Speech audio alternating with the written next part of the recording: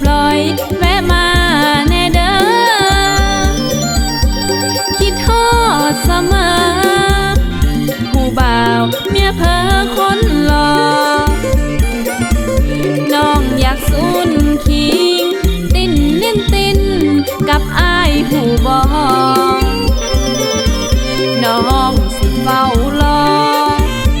ยามอ้ายทิ้งบ้านจากเขา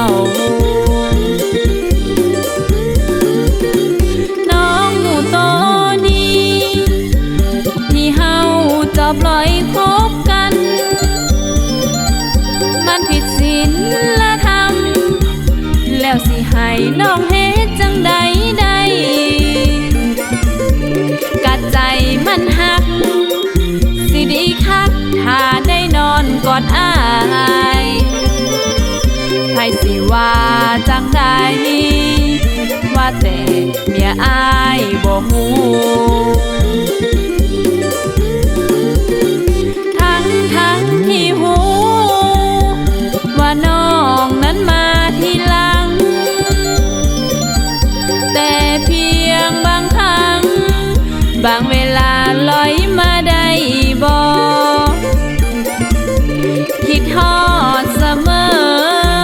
ผู้บ่น้อน้องคิดฮอดหลายเมียอ้ายเพ้อยามใดแล้วอ้ายค่อยมาพ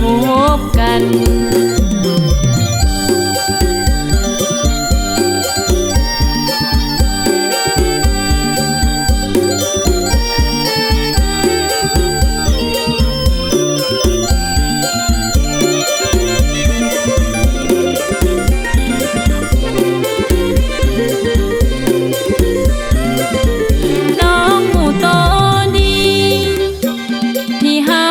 จอบลอยคบกัน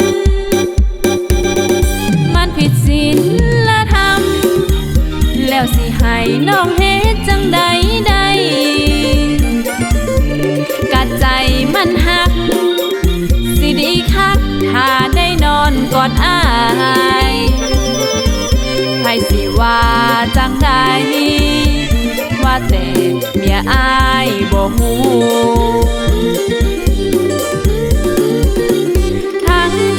ที่หูว่าน้องนั้นมาทีหลังแต่เพียงบางครั้งบางเวลาลอยมาได้บ่คิดฮอดเสมอหูบ่น้องคิดฮอดหลายเมียอ้ายเพ้อยามใดแล้วอ้ายค่อยมาพบกันคิดฮอดเสมอผู้บ่าวเมียเพ้อค่อยมาเจอ